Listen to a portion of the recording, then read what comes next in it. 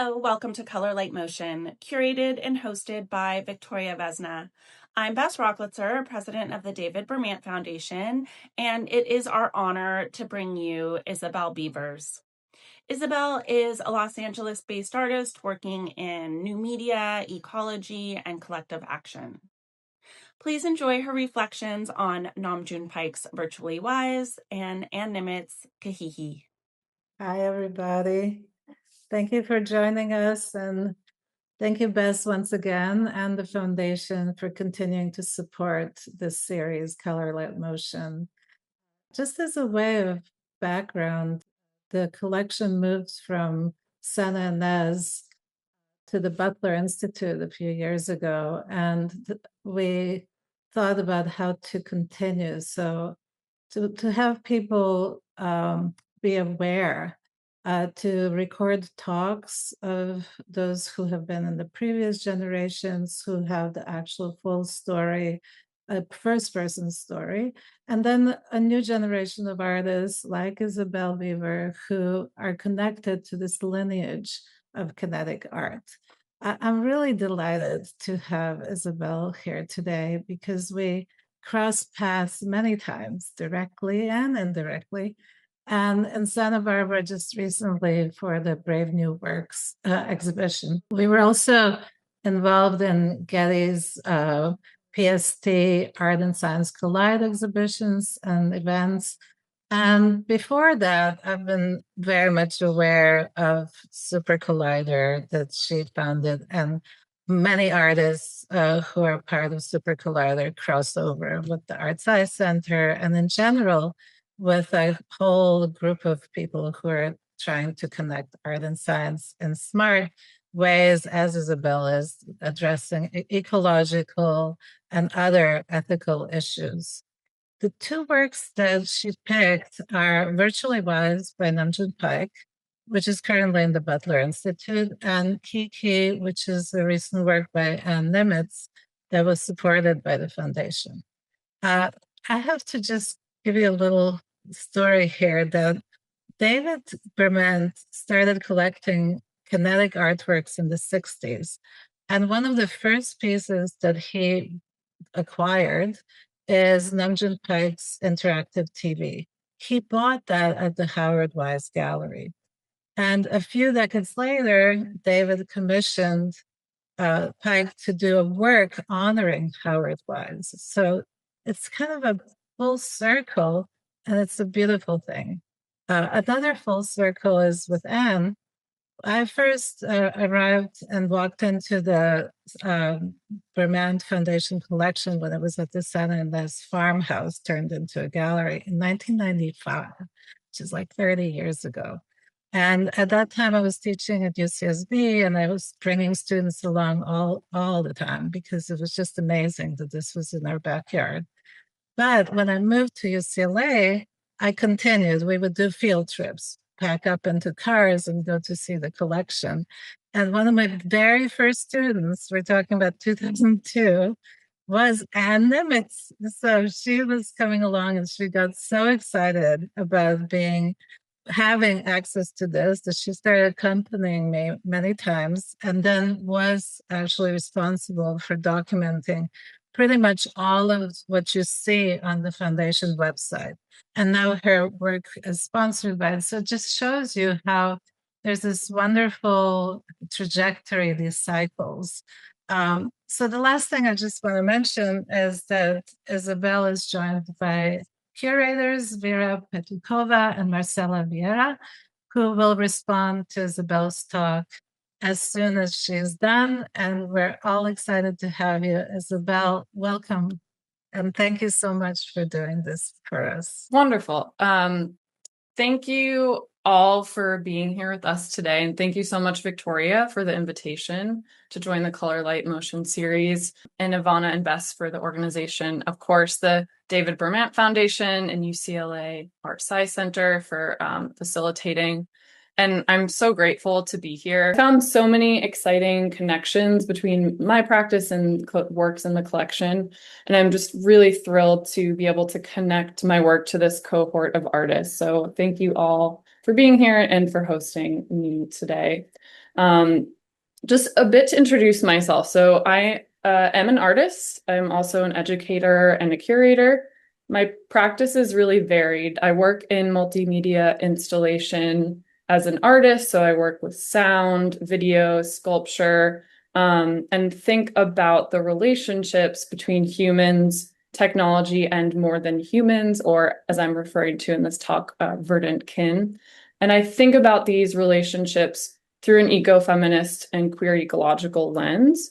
As Victoria mentioned, and I think maybe the first way we became introduced to one another, I also organize and manage an organization called Supercollider, and we're based in Los Angeles. We focus on the connections between art and science and curate exhibitions and run an annual program called the Sci Art Ambassador Program, where we work to facilitate community and work with artists in the LA area thinking about art, science, and technology. And I'm also an educator. I teach right now. I'm the Hixon-Riggs Fellow at Harvey Mudd College, which is one of the Claremont schools.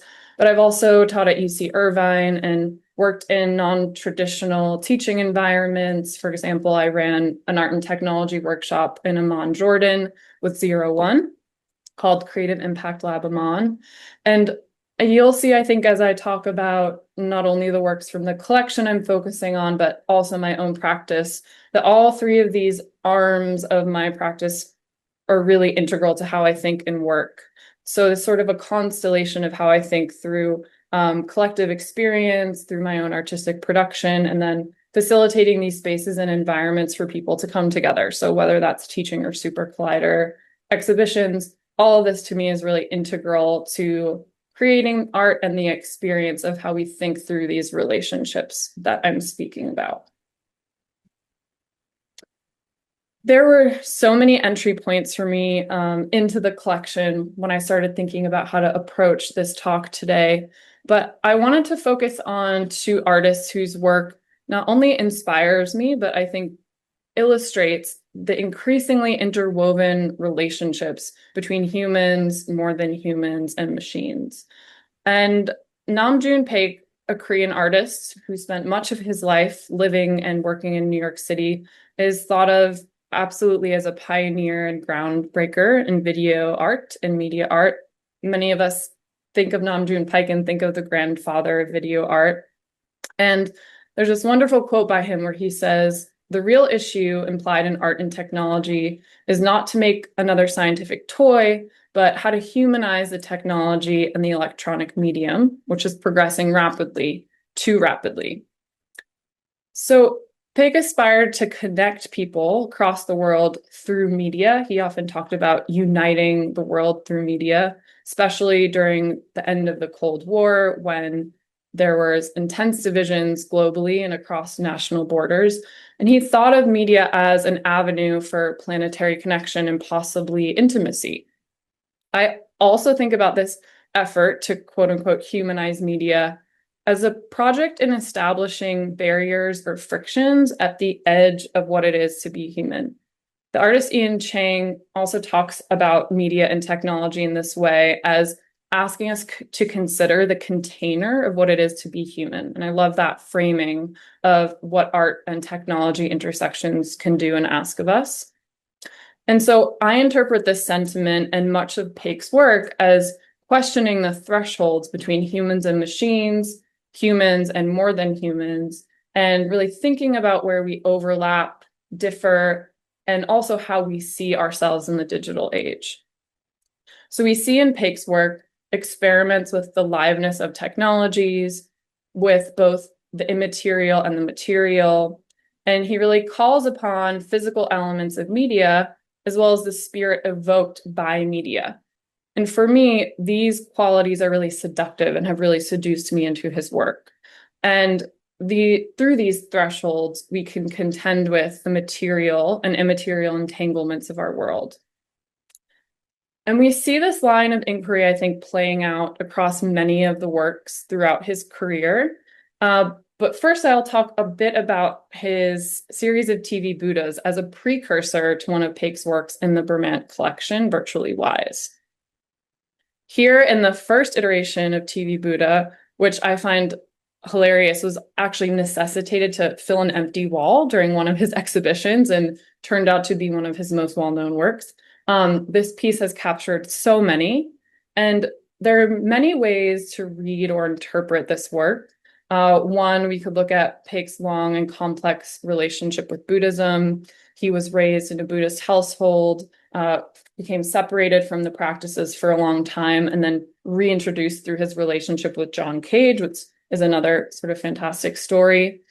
We could also think about this work as a meta commentary and possibly foreshadowing of what is to come with the digital age, or as a joke or referendum on self-referential art practices.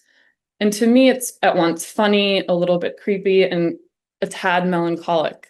But it struck me when I first experienced this work in an exhibition at the Whitney Museum of Art titled Dreamlands, Immersive Cinema and Art. And it held this gravitas that was very seductive. It was a way into thinking about the spectral and material as they relate to digital art practices. And Paik made many iterations of the TV Buddha, and in each one, he incorporates a different and often newer form of video capture. So the screen quality changes, the camera itself changes, and the Buddha is often situated in or around different materials. And so we watch Buddha grow up over the decades as media technology also evolves. As a result, we experience new picture qualities and a new aesthetic experience with each iteration. And so each TV Buddha seems to transport one to somewhere else. On the left, we see the screen buried beneath soil. I find myself transported to the desert or an underground bunker.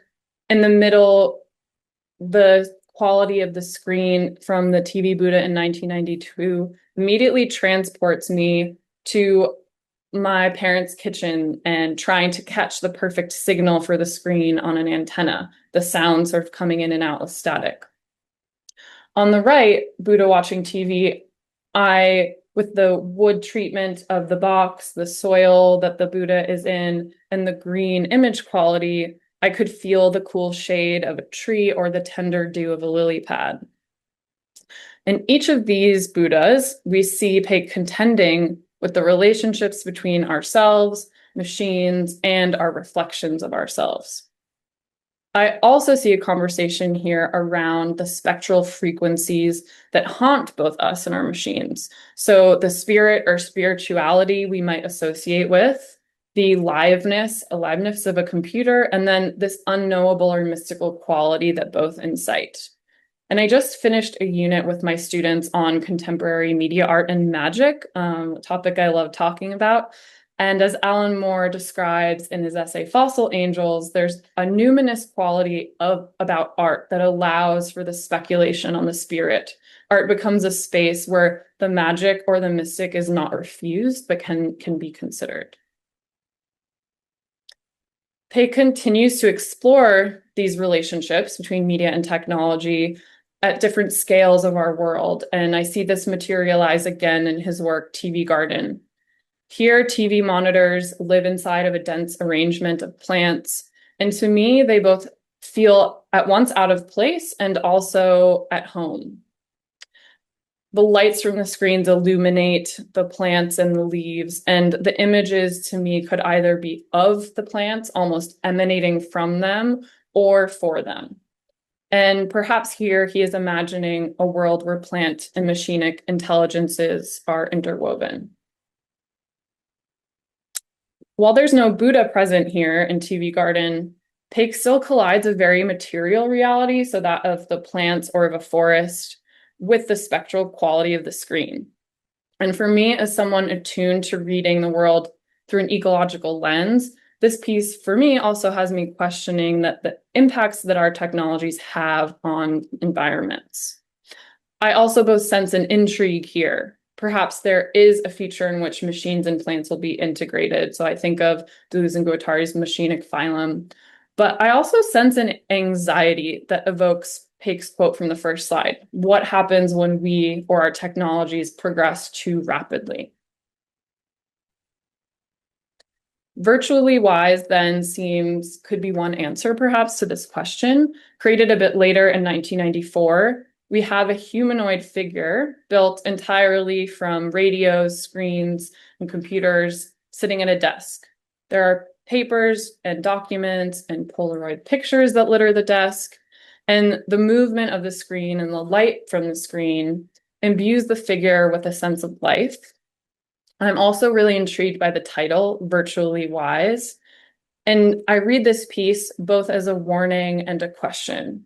Will we become so subsumed by our digital selves that we leave all forms of wisdom behind? Where is the body and materiality outside of the media object in this digital age? And in this reading, to me, the piece seems more of a facsimile of a human, not a robot per se, but a human overtaken by the sensory input of digital media. I see this and also ask, what is the future of work when we face these rapidly evolving technologies? Where is the humanity in humans? What does it mean to humanize technology? And what does it mean to technologize the human? This piece, created in 1994, was created at a time when the world economy was booming, the internet was on the rise, and video technologies were available to all. Even precious human memories stamped in time on a Polaroid seem to be handed out by this robot, keeping our memories, families, entertainment, communication. We can see the dial-up phones in the background, which I love the references to all these sort of forms of media. And although our lives hadn't been splayed all over the internet yet through social media platforms like Facebook, the work could be a foretelling of what is to come.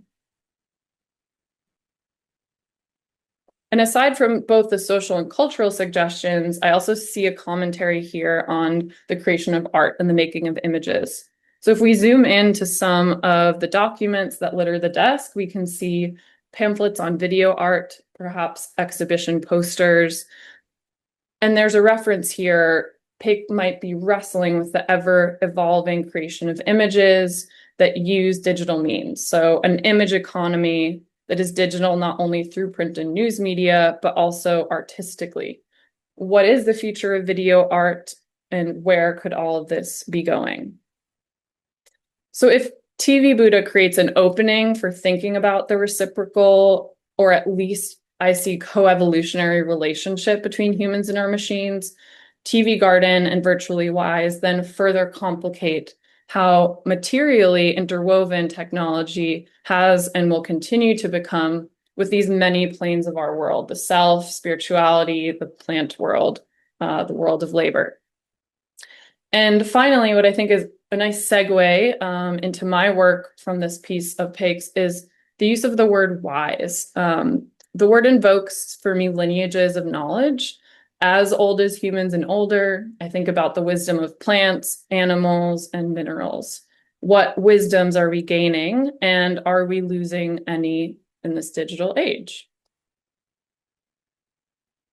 Like Paik, I have long been thinking about the entanglements between humans, machines, and ecologies, and especially interested in invoking immateriality through the material object, and vice versa. This project, Nocturne, I started creating during the pandemic.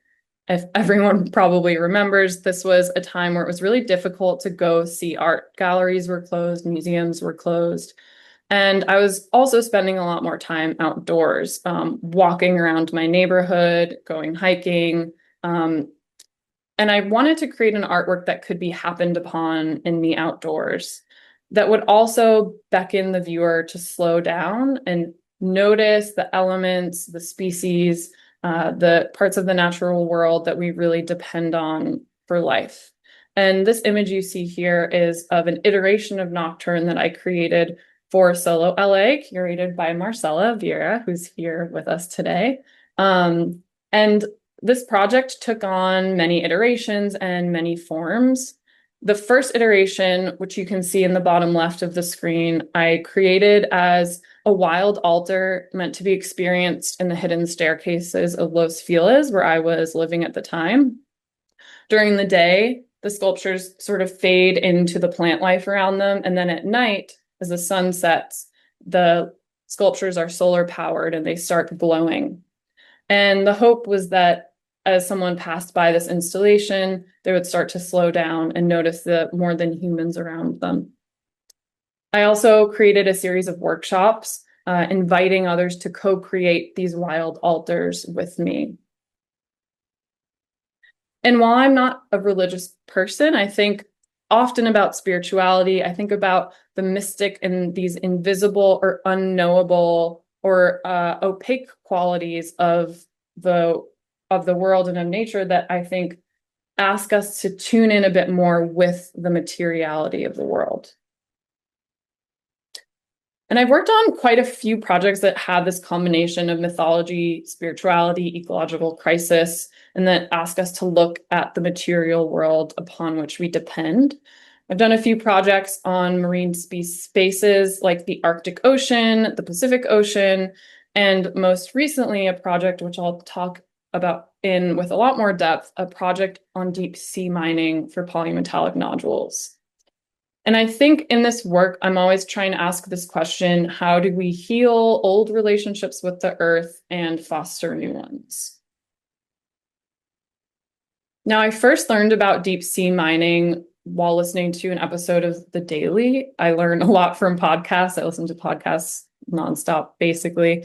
And I found it really striking upon learning about this that we're mining from the depths of the ocean, very old ecosystem, to power our machines that become obsolete very quickly. And this is a research project. I exhibited the final version of this installation for Getty's Pacific Standard Time. The video you're seeing now is an earlier version of the work curated by Vera Petikova, who's also here with us today, for an exhibition at Cal Arts called Futuring. But in this piece, I started experimenting with ideas around deep sea mining and what it means to be in the process of creating a new environmental mythology. So this piece is called Tomb Keeper, and the eventual versions, which we'll see in a moment, are called Tomb Keepers. So if you are not familiar, deep sea mining is a process where we are mining the bottom of the ocean up to 6,000 meters deep for clusters of rare earth metals, which are called polymetallic nodules. And these clusters of metals grow around organic material, so a piece of coral, or in this image, we can see a shark tooth falling to the bottom of the ocean floor. And they contain metals like lithium, nickel, copper, and cobalt that are needed for all sorts of electronic devices: cell phones, electrical vehicle batteries, wind turbines, data centers, computer chips. These metals are very high in demand, and land-based mining is extremely toxic, not only for the environment, but it's very dangerous for humans. And upon finding fields of polymetallic nodules, many have wanted to start mining the bottom of the ocean for these metals. However, there are ecological costs to deep sea mining. And while it didn't surprise me that we're willing to destroy such an old and isolated environment, it was a juxtaposition that really struck me: the power of the speed of our capitalist gestures towards progress and computational growth against this old environment that really physically embodies deep time. So Tomb Keeper's Rise is a multimedia installation. It combines animation, 25-minute animated film, sculpture, and sound to tell the story of the polymetallic nodule and the risks that the ocean faces due to deep sea mining. This was exhibited at the Oceanside Museum of Art for Transformative Currents, Art and Action in the Pacific Ocean, which was curated by Cassandra Koblenz. Deep sea mining not only occurs on fields of polymetallic nodules, which we can see pictured here in the middle. There are these massive fields, not all over the world, but there's one especially large area in the Pacific Ocean called the Clarion-Clipperton Zone. And there are these sort of potato-sized essentially rocks that contain rare metals, but we're also mining off of deep sea hydrothermal vents, which contain chemicals and minerals that are used in pharmaceuticals and cosmetics. And the process of mining is extremely violent. We can see on the right what's called the bulk cutter, these mammoth, almost dystopian to me machines that dredge the bottom of the ocean floor. And the process of mining in the deep ocean involves first creating a flat bench. So one machine will go down and flatten out the soil on the bottom of the ocean so that the other mining machines can come in and dredge the soil and eventually suck the nodules up to the surface where a boat is basically waiting to collect them. So I wanted to make sure to model and picture this equipment, this violent equipment in the animations, and talk about the geoengineering of the seabed. And as the dredging and other machines work, they kick up a lot of dust. The water becomes turbid, the water quality changes, and this threatens a lot of delicate organisms that live in the deep ocean. And here's a still from Tomb Keepers picturing a polymetallic nodule basically being sucked up in the water column. This turbid water has ill effects on the deep sea environment. The deep ocean is cold and generally very dark. It's often thought to be void of life, and proponents of deep sea mining cite its emptiness as a valid reason for the extraction of this area. However, as Willem Flusser calls the deep sea in his essay on the vampire squid, Vampiroteuthis infernalis, a great essay if you haven't read it, the deep ocean is actually a luxuriant garden. There are many organisms that inhabit the deep ocean, from the vampire squid to comb jellies pictured here, to snow crabs, tube worms, and many more. And if you've never spent time with the Embodied website, they have fantastic images and documentation of some of these deep sea creatures. I highly recommend it. It's very cool. But the point here is that the deep ocean is full of life, and many scientists warn against deep sea mining so as not to disturb this ecosystem that we actually know very little about. It's estimated that up to 80% of the organisms in this part of the ocean we have not encountered. And they are very sensitive to water temperature and, of course, light and water quality. I became really interested in comb jellies while doing this research, also known as ctenophores. And comb jellies live in the deep ocean, and they're not actually jellyfish, although they are gelatinous. They're a separate phylum, and they're characterized by these rows of iridescent combs. The combs are ambulatory and help propel them through the dark waters. And they're actually not bioluminescent, but they're iridescent. So what you're seeing here in these little rainbows on the combs is actually reflecting the light from the camera. I found them to be both really beautiful and also really evocative. And they're theorized to be some of the first animals to ever evolve with an identifiable nervous system around 500 million years ago. And for a while, it was thought perhaps the sea sponge was the first quote unquote animal, but recent genomic studies have shown that ctenophores actually appear to branch off earlier from the phylogenetic tree, making them the ancestors of all animals. So they're some of the oldest creatures on Earth living in this part of the deep ocean, alongside the polymetallic nodules, which have also taken hundreds of millions of years to grow.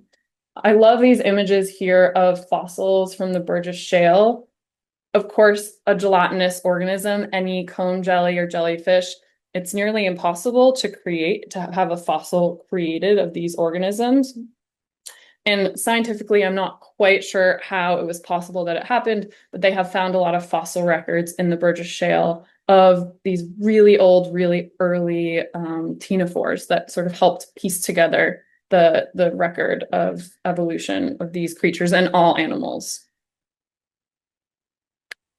So I wanted to focus on the ctenophore, the comb jelly, as a character in the story I was telling, one that bears witness to the destruction of the deep sea environment and has been keeping watch over the nodules for millennia. They are especially threatened by mining because, as I mentioned, the dust being kicked up in the water column can suffocate them and can make it impossible for them to feed. And they appear a few ways in the installation, both as a character in the animated portions of the film, but also here, as we can see in this vertical glass sculpture. This was imagined and modeled after the ways that the combs are illuminated on the comb jelly, and also inspired by some drawings I was doing from the fossils of the ctenophores. And throughout the installation, this almost skeletal looking figure shifts and changes. So as the animation goes along, the video mapped onto this glass piece shifts and changes.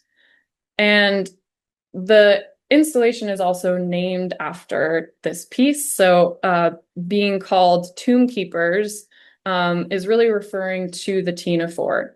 I think of the nodules themselves, these fields of nodules, like tombs of all the ocean. Because the nodules grow around organic material, each one of them often signifies the death of an organism that at some point over the last hundreds of millions of years has lived in the ocean. They also become covered with what's called marine snow, which are bits of organic material, but also these bits of death and decay that fall throughout the ocean. So in my mind, the ctenophore is the tomb keeper and has borne witness to the long history of the ocean.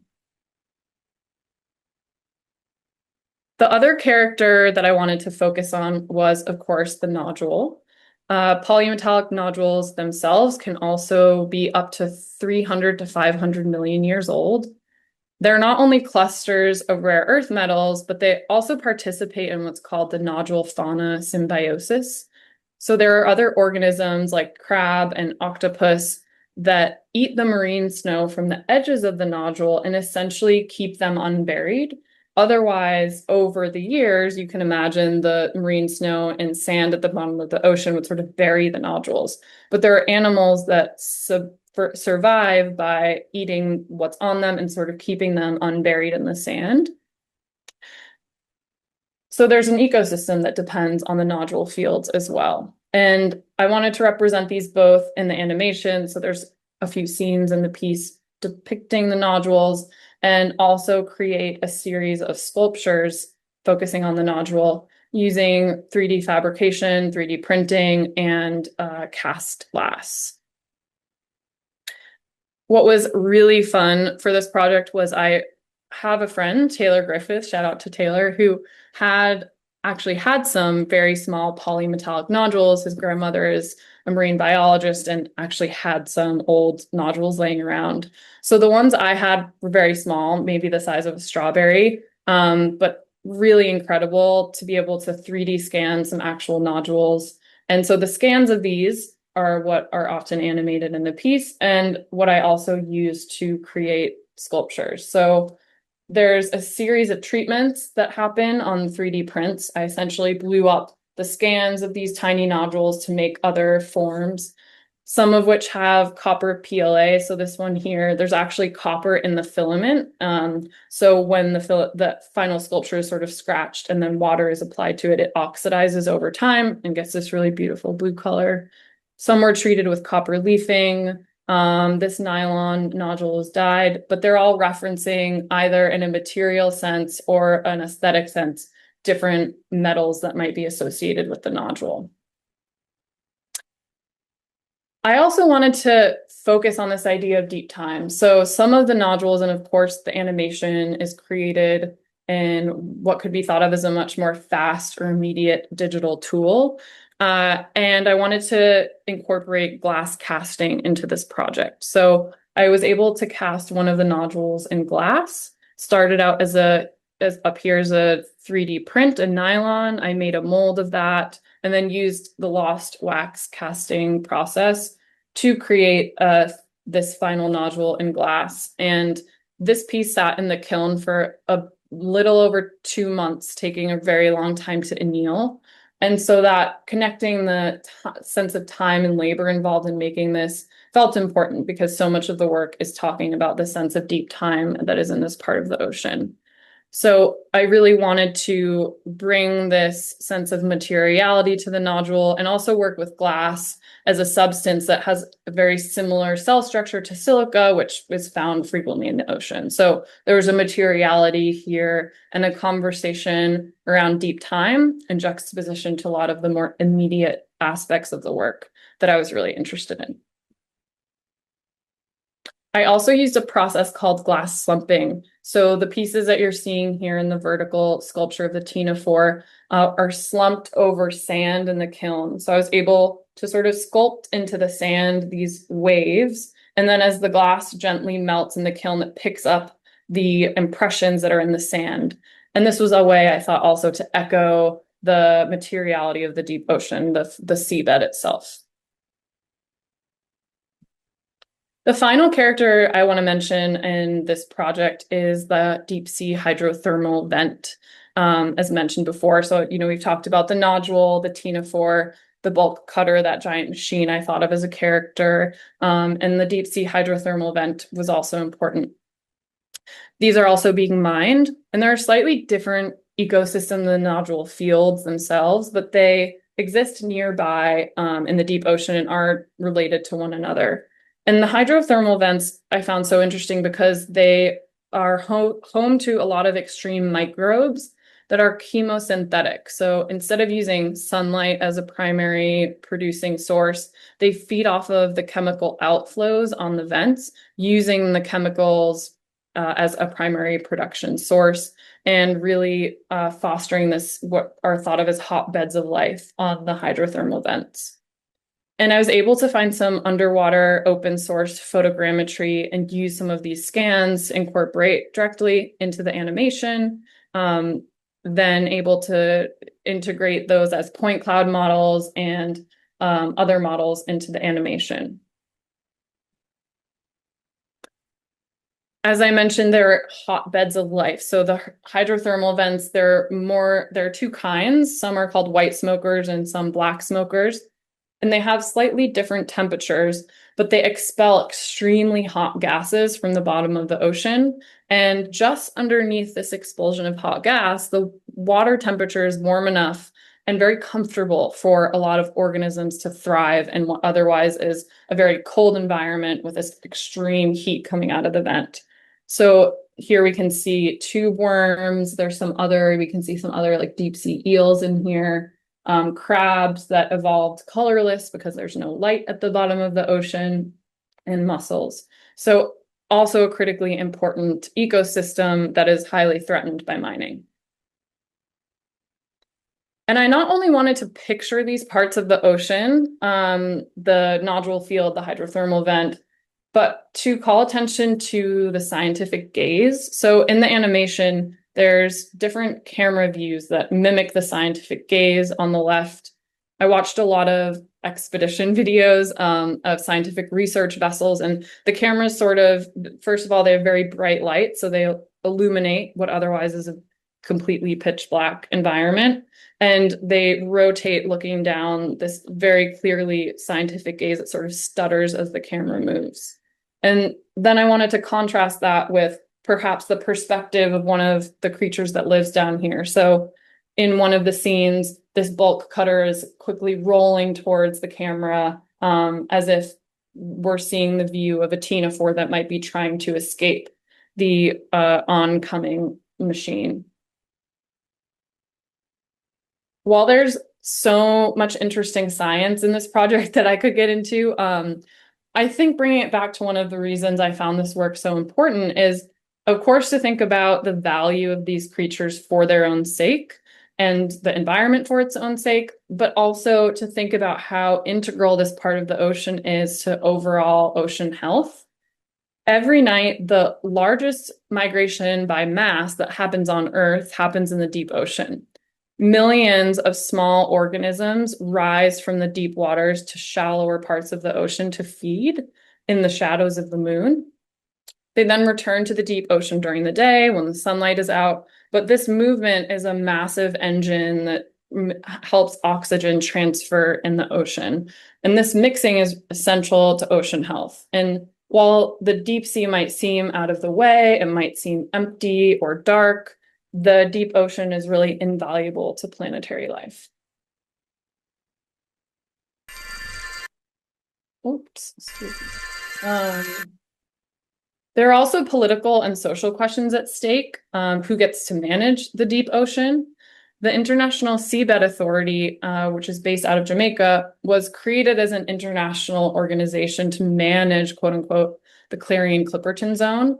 But the threats that the deep sea is facing are still happening, and there's a lot of debate as to whether a cross-governmental organization like this can actually help manage this part of the ocean. So we'll just watch a short clip sort of summarizing some of the aspects of the animation from this project.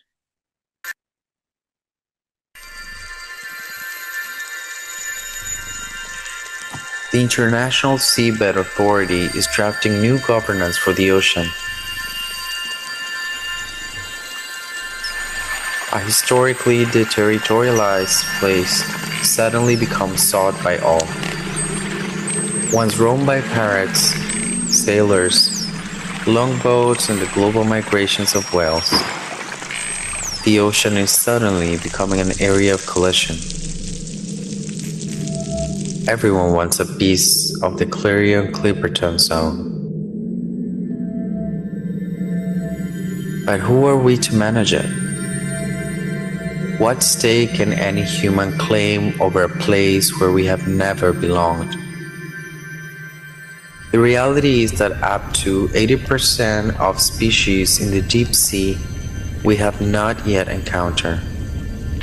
It is a place of unknowability, a luxuriant garden, an abyss. A place where time is bound in rock and metal and bone. A world within worlds, one that does not belong to us.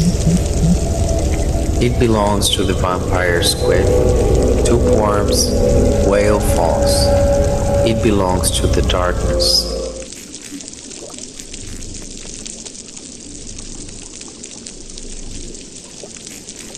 Let time stay bound. Let the waters run clear. So here in this project, we're dealing with questions of the relationships between ourselves, technology, ecologies, and the materials that make our technologies, and the impacts that these technologies have on the environment. So following this line of thought around how media and technology are becoming increasingly interwoven in more than human ecologies, I wanted to talk about Kihikihi by Niemitz. This project really struck me when looking at the collection, and I've thought a lot about cicadas. One of my favorite podcast episodes also is about cicadas, but cicadas are some of the loudest insects in the world. They also spawn at really odd intervals, often 7 or 14 years apart, in order to, perhaps some theories say, confuse prey. But for me, it's this incredible and magnificent process of collective emergence. And I thought this installation that really calls upon the noise created by cicadas to invoke, again, this spirit or magical quality, something that's beyond human capacity or beyond human comprehension. And the installation is full of sound. I want to play this quickly.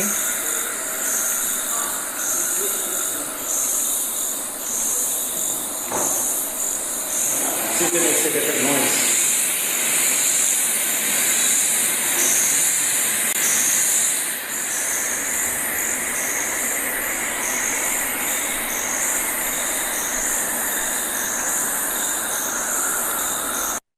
So here we not only have the sound of the cicadas, but the trees also create this windy evocation. And the work is not only asking who sings if the cicadas are gone, which I loved this question about song and how more than human creatures and our kin create these noiseescapes and soundscapes of the world. But it also calls attention to the threats that many insects face as a result of climate crisis. And I think most excitingly for me, asks the viewer to enter into an embodied experience with the cicadas. So noise is a vibration, and in the body in the installation experiences and knows the cicada differently through sound and through rhythm.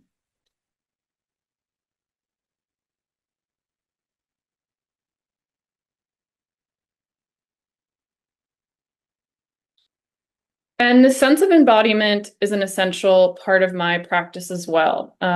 One way I think about how to enter or approach thinking about and through ecological relationships is to create a physical arrangement like we see in Kihikihi that asks the viewer or the humans to experience the world through body, perhaps through senses other than visual. And this is important not only in the sort of final presentation of my work, but in my research process as well. And I was the ACAD NOAA Art and Science Fellow in 2022. And in this fellowship, I worked with the West Coast Regional Office in Seattle to focus on nearshore habitat in the Puget Sound. And for this, I created a series of artworks, the first called Submerged Meadow, which was exhibited at the Seattle Aquarium. We can see here on the left 2 images. And on the right, a project called The Aquarium that premiered at Heidi Duckler Dance here in Los Angeles. The nearshore habitat includes habitat in shallow waters that are adjacent to coasts and stream banks. It includes many areas that are threatened. The habitat is threatened because of development for housing. And in the Puget Sound in particular, there are a lot of threats to the habitats in nearshore because of noise pollution from shipping and other boating activities. And here we're just seeing some of the images I captured doing my field research. So I did quite a few field visits while I was placed in the Pacific Northwest at this time to understand and explore all the issues related to nearshore habitat. I became really fascinated with eelgrass beds. Eelgrass beds are common in the Pacific Northwest, but also a threatened part of the ecosystem. And they're often thought of as the nursery of the sea. They provide space and shelter for all different types of animals that are raising their young in the eelgrass. And this was a really beautiful idea to me to think about the healing of the ocean through these beds of nurseries. They're also really interesting because they're different than kelp. They actually are grass. So evolutionarily, they think that the eelgrass event at one point was grass that grew in a terrestrial environment and somehow migrated to grow underwater. So I was able to access some photogrammetry models of the eelgrass bed, which I thought looked very otherworldly to incorporate into this project. I also became very interested in noise pollution, and I think connecting to Kihikihi, this idea that sound and noise are really integral parts of the world for many organisms on the planet.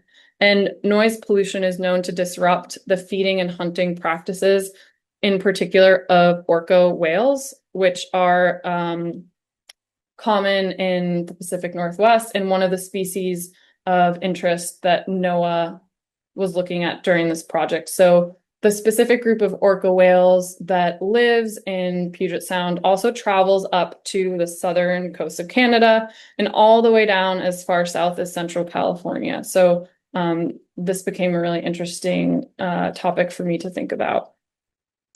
And finally, I was able to find some photogrammetry models, also open source, of sponge colonies in the Puget Sound. So all these different materials and ideas started infiltrating their way into the work through image, through animation, and also in concept. But what was most essential for me in this project was to be in the environment that I was studying. In addition to doing a number of field visits to estuaries and rivers and streams in the Puget Sound, I wanted to be able to actually immerse myself in the water. So I became certified to scuba dive during this project, and it now has become an obsession of mine. Both in California, we see here on the left, actually diving in the Channel Islands, but the two images on the right are underwater video that I took while diving in the Puget Sound. So in addition to animating 3D models, I was interested in bringing in my own underwater video footage. And although I wasn't able to access the eelgrass beds, there was something about being able to just capture the different parts of this environment that felt really important for me and the process of the project. After all this research, the idea of the eelgrass beds and the nearshore habitat in general as a nursery of the ocean really stuck with me, and I wanted to create an installation, a multimedia installation that mimicked the way octopus eggs are suspended in the water.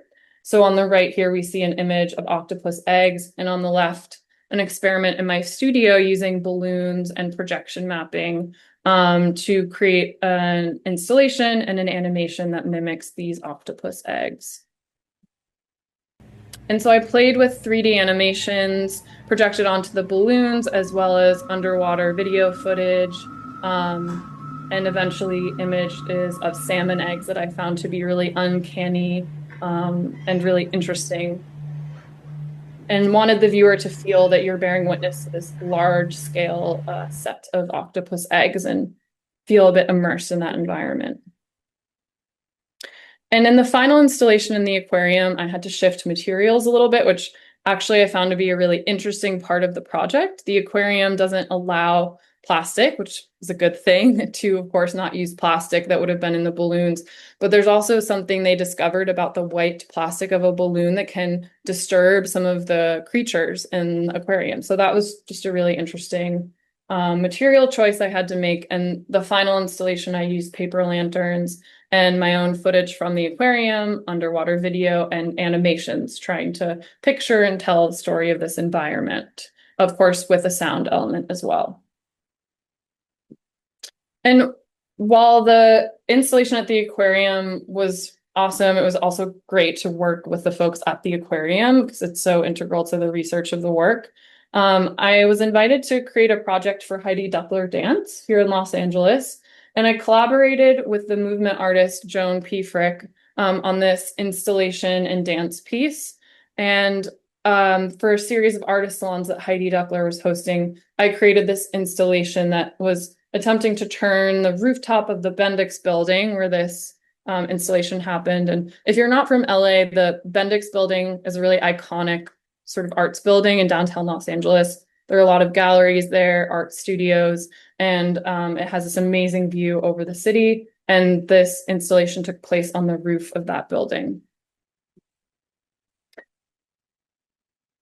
And this project was inspired by Submerged Meadow. I projected video footage onto the wall of the building and hung more of the lanterns to occupy the space of the octopus egg.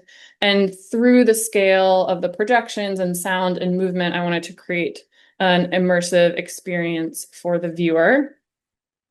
And Joan and I worked together in sort of designing the movement aspects of the piece. We wanted to focus on mimicking the movements of the octopus. So then embodying through the movement of the work, how these creatures would move underwater. So Joan and I studied different ways that the octopus are sort of ambulate through the water, and that was mimicked in the movements in the dance piece, which were following along the sound work that I created for this installation.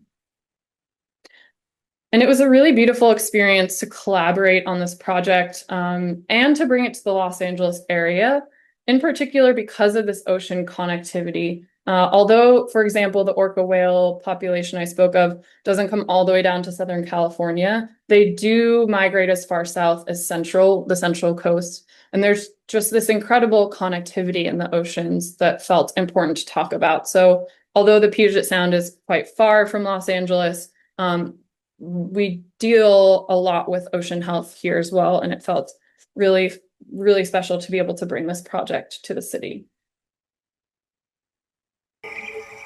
It's just a short clip.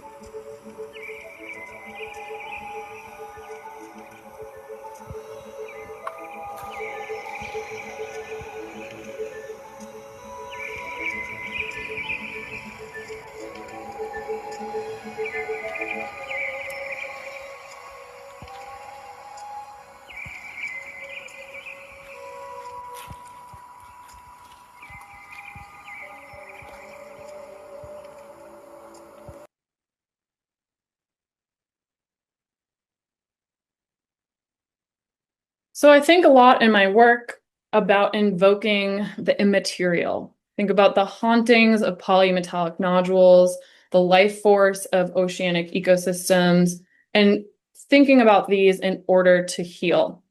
There's this quote by Caspar Heinemann that I love. So people invented alternative epistemologies and rediscover disregarded or marginalized ones. And when I say epistemologies, I mean magic. And when I say magic, I mean ways to survive. Or I mean, we are all damaged healers. And Heinemann is talking specifically about the queer community in this quote, but I find also a beautiful sentiment here around thinking about how to heal, not only as a means of survival, but as a way to thrive, as a way to think about healing the relationships with our environments. And somewhere in the combination of emotion and affect, and in the spirit lurking in or by media, art, and technology, I think we can really question these relationships.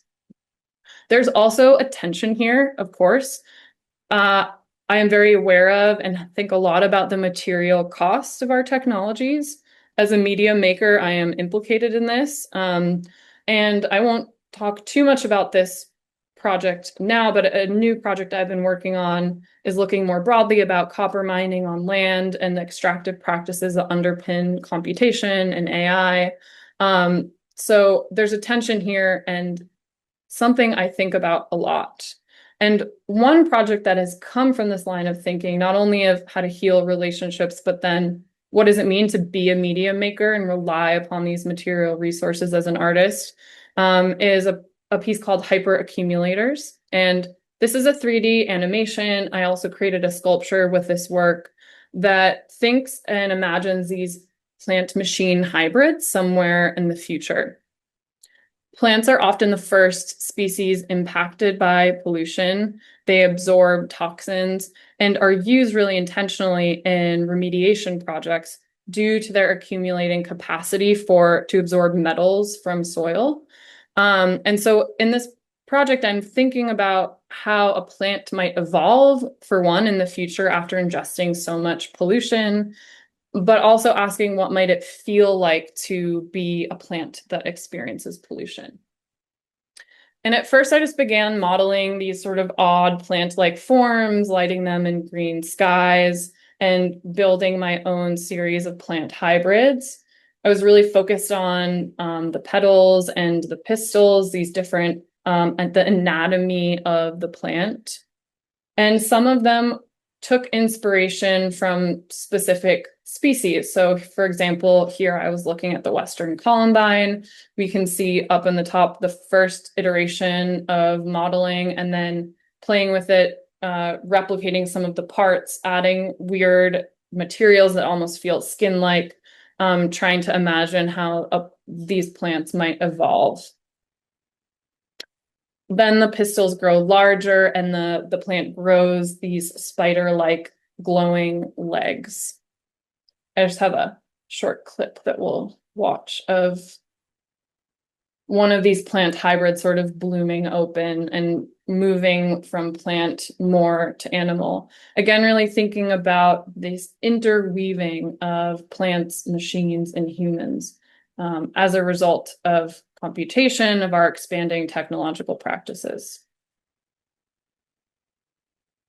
And eventually in this work, the singular hybrid becomes a swarm of hybrids buzzing and flying around together in a group, flying through this green nuclear light.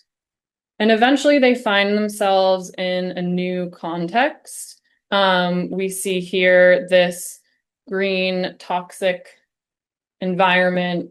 The pistils now are glowing.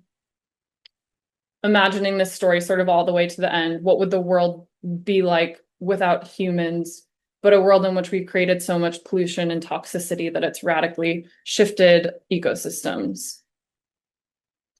So I completed this project for the Luma Arts Projection Mapping Festival in Binghamton, New York. And it was a really fun project to work on, and also was shown on this 12 channel video screen. So I worked in a really wide and narrow format, and was also integrating these copper simulations, trying to, again, call upon the materials that create this pollution. Also, a sculpture came out of this project, which I'll just mention briefly. I was invited to participate in an exhibition at the Shadow Gallery called focusing on the LA River watershed. And in this line of thinking around pollution and plants and sort of the ghost or hauntings of ecosystems and ecologies, I was focusing on the chia plant, which was a very common plant pre-colonization, very important to the Tongva, both as a food source and also in trade, and this plant is also not as commonly found now in the LA River watershed. So I was thinking about the hauntings of these plants, and this piece is called Screaming Chia. So I was almost imagining, again, the feeling or the frustration or the anger that the plant might have at the face of all of this development. And this piece is a combination of digital fabrication. So I modeled the forms in a 3D modeling program and printed them in nylon, and then created custom electronics, sort of seeing these lit up wax bulbs as these growths, again, talking about this hybridity or evolution to a different type of creature.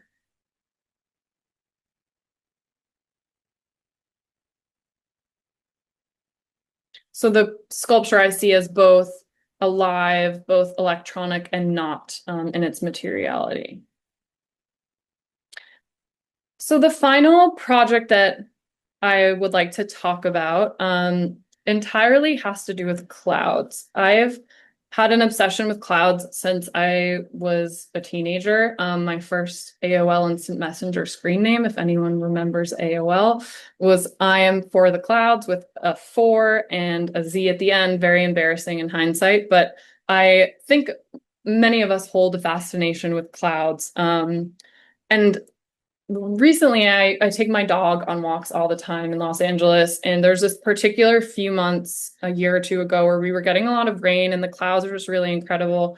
And I started thinking about clouds again and experimenting with these cloud animations, not only thinking about the cloud as a media metaphor where information is stored, but I was thinking a lot about the relationship between clouds and climate. I was reading at this time also about cloud seeding and how we're inserting moisture into the atmosphere off the coast of California, Norway, and other places globally to try to manage climate change, to create more cloud cover, to bring temperatures down. And this project isn't directly engaging with as much research on cloud seeding as, say, Tomb Keepers or the aquarium was with marine science, but it's certainly lurking there in my mind as I was just thinking a lot about clouds. Clouds I also find to be very queer. They are mutable, they shift and change, they're undefinable, and they're the opposite of contrived, but we are now trying to manipulate and control them through cloud seeding.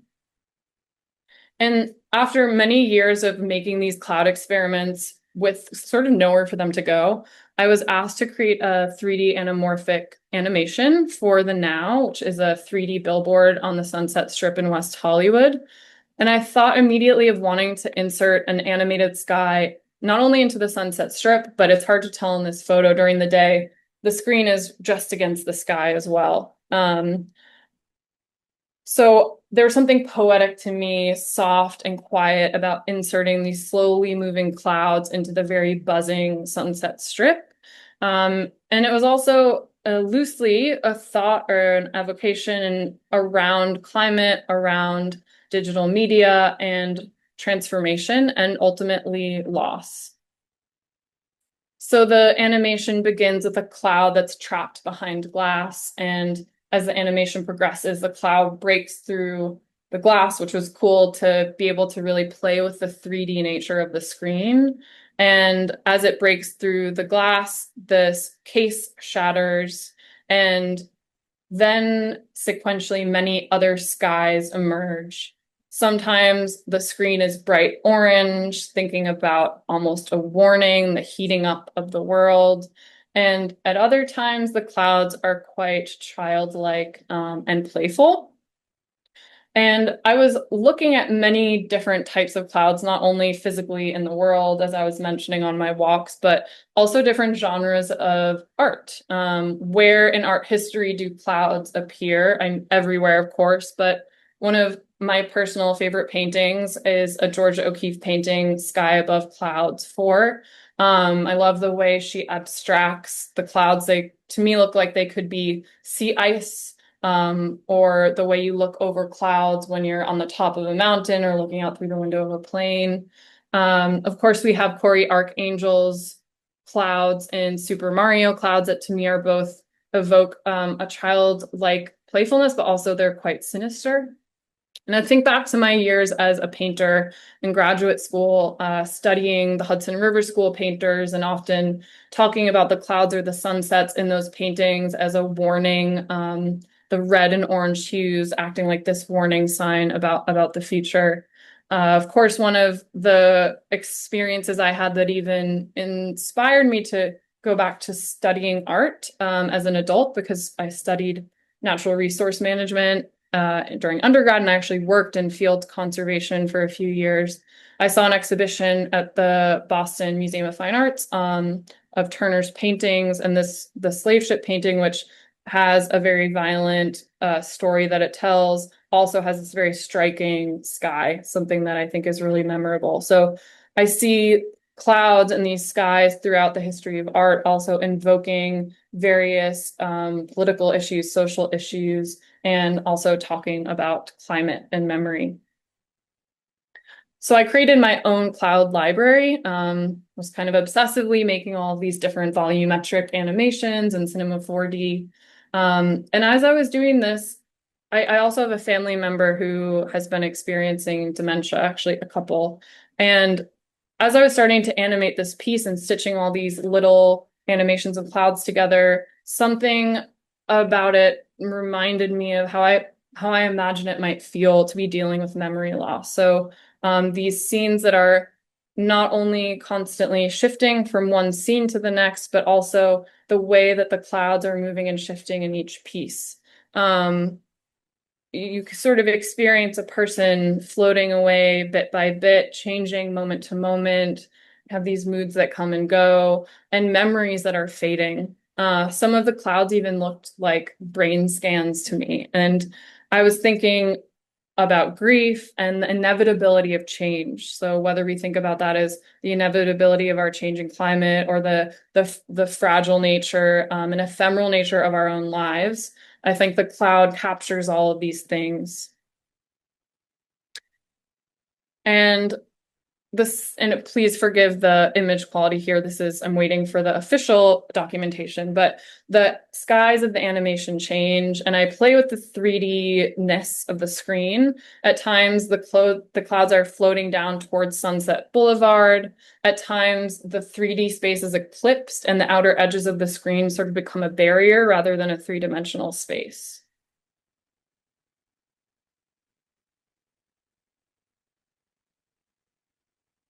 And as my work progresses, I'm continuing to research the material impacts of technology, but also think about how to invoke, going back to Paik's question, these moments of intimacy through hybrid media, through forms of hybrid media.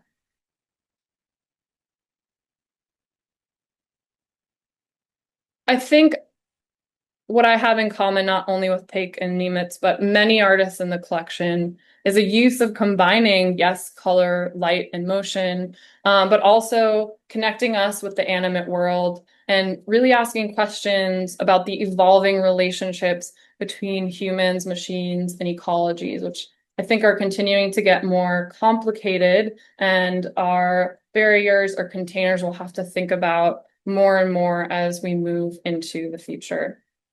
So I will end with that and say thank you all for listening and going on this journey with me. And I think we will have some time to open it up for questions. Thank you. What a wonderful talk to have the whole trajectory. I always enjoy that so much.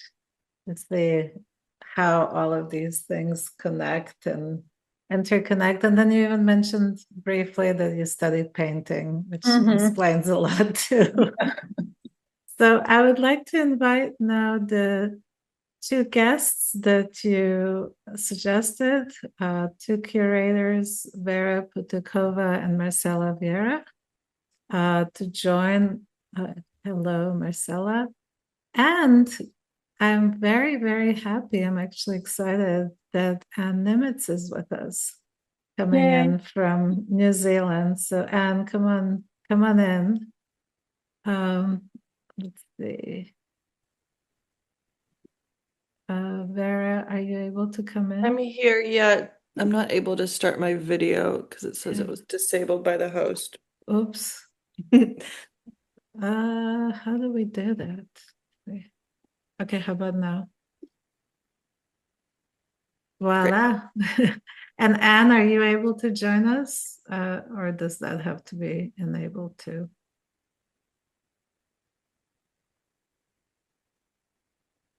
I just saw her. I know she's here. All right. Well, we'll keep an eye. Maybe her connection dropped out for a moment. So just thank you once again, Isabel. That was just so beautiful to see the whole trajectory and the complexity. I especially like the complexity of all these different medias coming together. And that is kind of the queerness of not trying to fit into a category, which I love. So Vera Petukova is an independent curator from Minsk, Belarus, and she's currently living in Los Angeles. She is the co-founder of RIP Rip Space, a project space in downtown LA. And her curatorial work focuses on performance, media, experimental practices, futurity, food, and research around sensory and immersion artistic practice. I can see why you're here. And same for Marcela Vieira, who is the co-founder and curator of the art website Area, which is a curatorial platform that was formed already in 2017 that commissions and exhibits work that's specially designed for the internet. These activities also extend to public programs, curatorial projects, courses, and seminars. We're delighted you're both here. I'm very curious to hear your feedback to Isabel's talk. Yeah, thank you. I can maybe just kick off the discussion since I'm already unmuted. That was a really amazing presentation, Isabel. I was already familiar with Isabel's work, but there was some new work in there and making those connections between like the art historical was also really special. The things that kind of stood out for me or that were leading to new thoughts were around intuition, precognition, knowledge paradigms, and the multisensory. That's kind of where my mind started going with those. And I really liked the connection of Namjoon Paik's Virtually Wise. And you spoke to how the title was really provocative for you. And I felt the same way, thinking about like, what does that mean to be virtually wise? A new kind of knowing, a new kind of sentience. If we think back to like the 60s and 70s, it's clear that Paik had an intuition that something was changing fundamentally for humans through how society was being inundated through screens, and he was using screens, projections, and other things. But and I kind of see that also in your work. So I think there's something there about an intuition. And so that was a question that I wanted to ask you is like, how does intuition operate in your practice? And do you feel something similar in relation to ecological futures that maybe Paik felt through the kind of proliferation of new media and screens? Thanks, Vera. Yeah, really interesting questions. Well, a couple things came up. First, it was just so interesting because I've been a fan of Paik's work for as long as I knew video art was something one could do. And I hadn't focused so much on this work of his before. I think a lot about the Sistine Chapel, like that was such an inspiring piece to me, the projections, thinking about the spirituality. But I do think looking then in relationship to the not only the piece in the Bermant Foundation, but then with my own practice, these other lines of thinking, like it got me thinking about his work in a different way. And I think this intuition piece when talking about media and technology is really interesting because I don't typically think of technology or media as something intuitive. But I do think the interests that I follow in my practice are really intuitive. So just knowing I had to make a project about deep sea mining became something that was very intuitive to me. And I think in the more recent works, for example, the sundown, the clouds piece, there was definitely an attempt there to also sometimes back out a little bit of the research. I love doing research as a media artist. I find scientific research so interesting, but I think backing out a little bit from that process, which I think sometimes in the field of media arts can really be overemphasized, like having such a heavy research practice and trying to think a little bit more intuitively, a little bit more poetically, and a little bit more from that sort of just a moment of a gut reaction. I think especially about TV Buddha, it was so interesting to find out he created that in a moment of just need, that there was like an empty wall space in the gallery.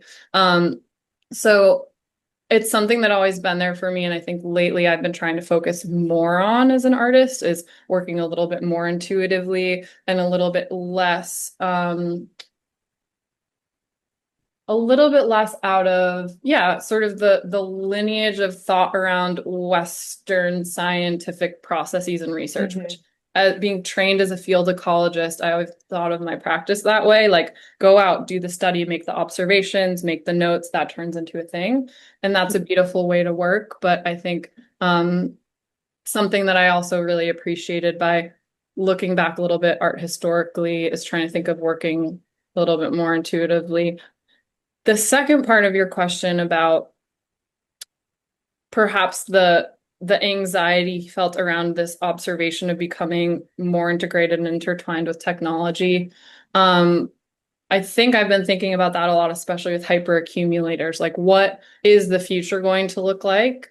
How integrated will materially, bodily, will we as humans become? Will the other species on the earth become with the fibers and the cables and the matter that makes our technology? I've been thinking a lot about the materiality of these tools.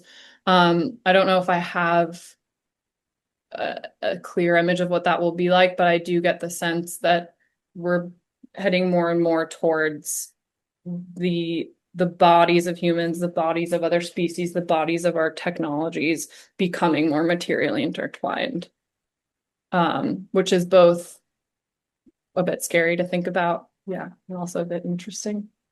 Yeah, totally. And I think there's something there that you also spoke to, like how we hold that information in our bodies and like how artists then intuitively create from that knowledge. And I see that in your practice. There's the research, you're taking in information, and then the output is like what you're stored kind of in your body. And what is the output of that as an intuitive process?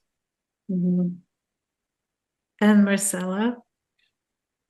Hello, and thank you, Isabel, for the invitation. It's a pleasure to be update of your production. I know some of the works, but some of them are new for me.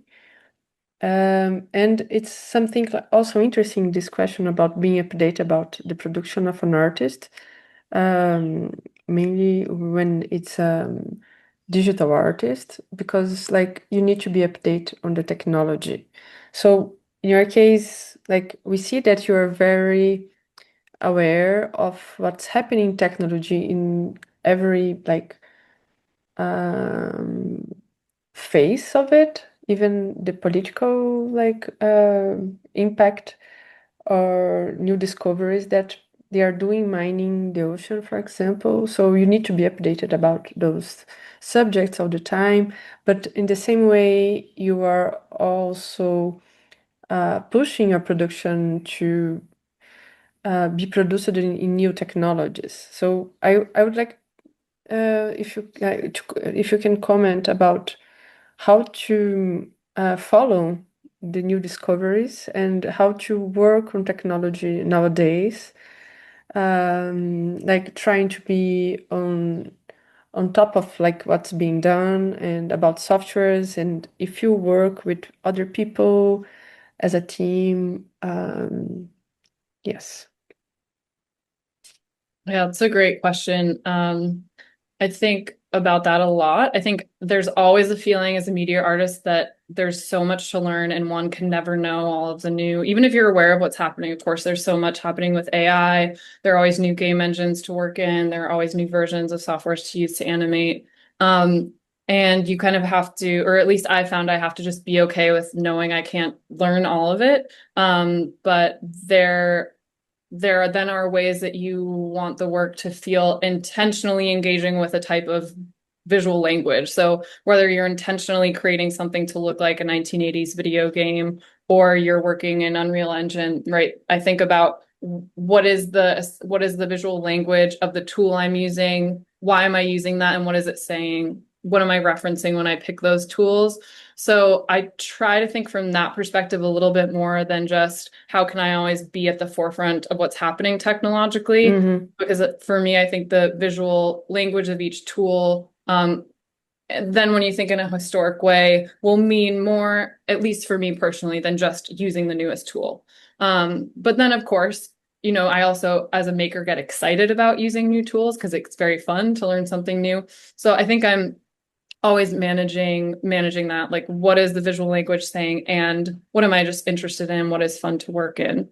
I do sometimes work with teams, mostly for digital fabrication. So a lot of the sculptures that I showed that were 3D printed, I worked with a friend and colleague, Devin Wilson, who's fantastic at digital fabrication that I'm not as familiar with. So when I'm animating, that I can all do on my own. But I think working with collaborators and other mediums like Joan with the movement work, which is something that's not my specialty, and then others for digital fabrication is fun. But collaboration is certainly something I love, and yeah, I would be interested in doing much more of. Certainly when you think about a certain scale of practice, I think you get to a point where you just need to work with others to make things happen. It's also the question about being aware, maybe or not, of creating a kind of ecology, a memory of like also softwares when at the same time that you are producing. So you mentioned Namjoon Paik, so we can clearly see that there was a comment about memory and archive and displays. And, when you are presenting, we also feel that you have kind of care about it, and because like we can feel sometimes that because a lot of artists are using the same software to create new artworks, they could have the same aesthetical resolution, or they can respond to a certain period of a time nowadays and the present. And I see that your work is very anchored in the present, like trying also to figure out about the future. Yeah. So I would just like to throw in an anecdote. I find it very interesting, the interpretation of the virtually wise. And the anecdote is something that David Bermant, when he was alive and doing the tours, he would stop in front of that piece and say how he went to the Howard Wise Gallery, which is the gallery that pretty much was the foundation of video art and kinetic art in particular. In the 70s, it was like the core in New York. And he saw that piece by Namjoon Paik. So he wanted to buy it. And Namjoon said, no, it's not for sale, which totally shocked him, right? How could you not sell it? He refused. And that became a little bit of an obsession for David. So he kept coming back to Howard and to Namjoon Paik. And eventually, after months, he got a kind of a greasy letter. This is his story, with a bunch of bills, electric and all kinds of stuff. And he a note saying, pay these bills and the piece is yours. And so that was the first sale of the piece and the first kind of kinetic artwork in David's collection that became also the foundation of a relationship. But many of the works in the collection are actually through the Howard Wise Gallery, which Carol may remember actually because it was in her neighborhood. So the Virtually Wise was actually to show also the relationship of these artists with the collector and the gallerist. When Howard Wise passed away, David commissioned the piece that all the papers that you see there, including his checkbook and some notes he wrote to people and some Polaroids, all the stuff that was in his desk was what Paik took and kind of created this piece that was Virtually Wise. So there's a little kind of anecdote that I loved hearing because it just tells you how, artists are not necessarily about money, and so much of it has become about that, and so many galleries are about that it's pretty sad where it's gone, the established art world, I should say.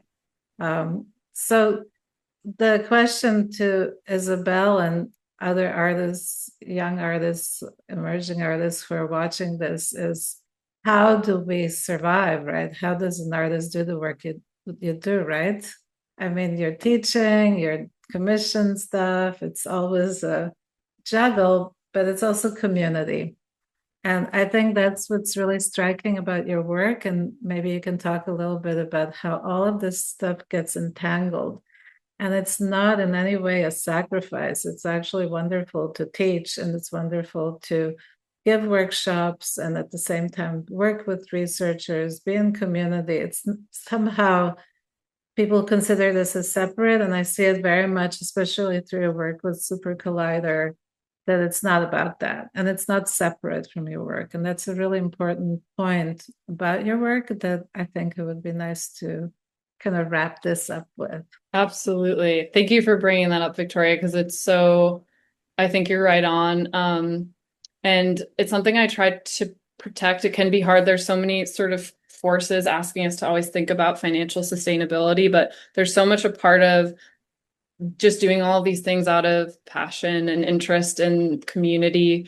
And all of those parts, I see them all as part of my practice. I can't really separate them. I love working with students because they surprise me all the time. And I've had the really wonderful experience of working in a few contexts in terms of teaching where I'm working with art students, yes. And right now at Harvey Mudd, I work, it's a STEM school. So all of the students are chemistry, physics, computer science. There's no majors in the humanities, but they all have to take a humanities core. And so that's just very, very interesting to see what they create with a different type of skill set, but thinking about the same questions. So I feel all of it really fuels me as an artist to connect with the younger generation in that way and get them excited about artists that I love and be excited by how they think about the world and what they want to make. And my work with Supercollider has also been instrumental, not only locally here, moving to Los Angeles and then being able to find this amazing community of artists, but to go back to this question of sustainability, be in a community that's focused on collaboration, working together.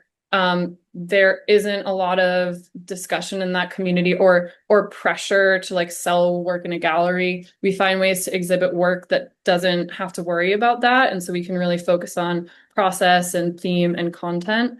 And all of that fuels my work as an artist. I think I can't really separate any of them. They all fuel me in a different way, but are very interconnected. And I think it's so important for artists to be in community and in dialogue with others. And I think through these sort of scales of my practice, I'm able to do that with a really wide array of people from lots of different backgrounds and walks of life. And I mean, both Vera and Marcella, I in one way or another met through Supercollider, like whether through someone I knew at Supercollider. So yeah, all of it's really important to me in my life and my work. Absolutely. Wonderful.